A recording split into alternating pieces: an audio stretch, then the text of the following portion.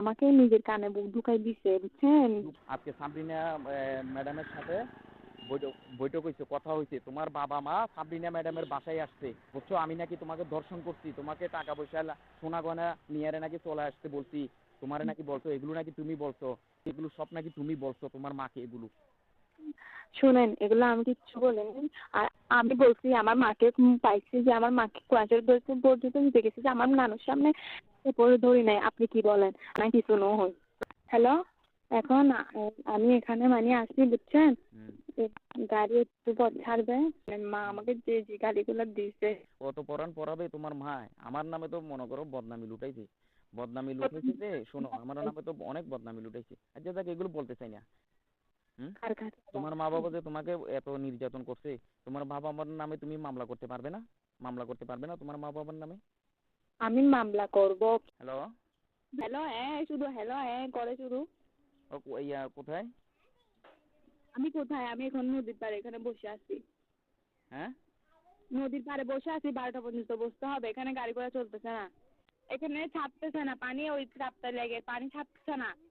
পানি এখন ছাড়বে কিছুক্ষণ পর, তারপরে আমি নদী পার হতে পারবো। যে আপনি কই? ওই আর কই এটা বললেন না কেন? তুমি কোথায়? আপনি কই এটা যদি না বলেন আমি কি বলবো? আপনি কই এটা বলতেন? আছি তো শহরে। শহরে কেন? এখানে গাড়ি ঘোড়া কিছু চলতেছে না, আমি কিভাবে আমি নদী পার হচ্ছি? এখানে নদী পার হচ্ছি তুমি? পার হচ্ছি যে। কার সাথে? তোমার বাবা মা গেছে তোমাকে আনতে? না ওই না, আমার বোন এখন চুরি করে ফাটাতেছে যে আমি সোজা এই চলে যাচ্ছে আবার। যেখানে আমাকে রাখছে সেখানে হচ্ছে সেখানে সিএনজি চলতেছে না, কোনো কিছু চলতেছে না। সিএনজি চলতেছে না, সিএনজি বন্ধ করে গাড়ি ঘোড়া সব বন্ধ করে দিছে এখানে। একেবারে কাপ্তায় নদী, ওই ওই পারে লেগের দিকে একেবারে একটা পাহাড়ের উপর, মানে আপনি বেরোতে একেবারে তাহলে আমার এখানে সব খাওয়া দাওয়া সবকিছু এনে দিচ্ছে, কিন্তু আমাকে বের হতে দিচ্ছে না। আমি কালকে কালকেও মানে উঠতেছি দেখতেছি না, তারপর সকালে যখন আমার এখানে দিকে পাহাড়, এই যখন বের হচ্ছি আমাকে আমার খুব এটা মানে দুঃসম্পর্কে মত আর কি। আমাকে বলে যে তুমি বের হচ্ছ কেন, তুমি কার জন্য বের হচ্ছ? তোমার মাকে ফোন করতে, আল্লাহ ফোন করে আমাকে যে যে গালিগালাজ গুলো করতে। আমি শেষ। তোকে কোন জায়গায় নিয়ে গেছে?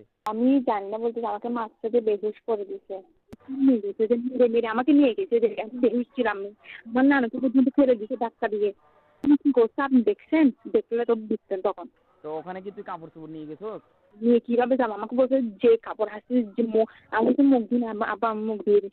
আমাকে মুখ দিতে হবে না, এখান থেকে বের হয়ে না আসবো। এখানে যেরকম মানুষ চেক দিয়ে আসছে, এখানে আমার বোন থেকে কথা বলছি যে ওইখানে বলছে আমার বোন এখন চেক দিচ্ছে। আমাকে যে কাপড়ে নানি পাইছে সে কাপড়ে নিয়ে চলে গেছে, মেরে ধরে বেহুশ করে। হ্যাঁ কথা শুনে না, আমাকে যেভাবে মারছে হ্যাঁ। আমার চোখ পুরো ফুলে গেছে। হুম। সারাদিন আমি এখানেও বেহুশ হয়েছিলাম। সন্ধ্যায় আমি নিজে জানি না আমি কোথায় আছি, আমাকে গাড়িতে মানে এমন মেরে তুলছে আমি নিজে জানি, বেহুশ হয়ে গেছি। সন্ধ্যে জমা কোথায় আমাকে নিয়ে আসছে, আমার বোন বলতেছে যে তুই এখানে আসছিস, এই আমি বলছি কোথায় আসছি, ওরা আমাকে কিছু বলতেছে না। তা আমি বলছি আমি আমার সাথে একটু কথা বলবো, আমাকে দে। ও কারণ ওরা তো জানা যায় না আমার সাথে কথা বলে যে আমাকে একটু বলছে তোরা ওখানে থাক। আপনি কই? আচ্ছা কি বলবা বলো। বৈঠকে গেছেন কিনা এটা বলেন। বৈঠকে তোমার মা তারা আসে নাই, তাই। আসছে তো কি বলছে? কি বলছে? আসে নাই আরে। আসবে কোথেকে? আমাকে পাইলেন আসবে। হুম।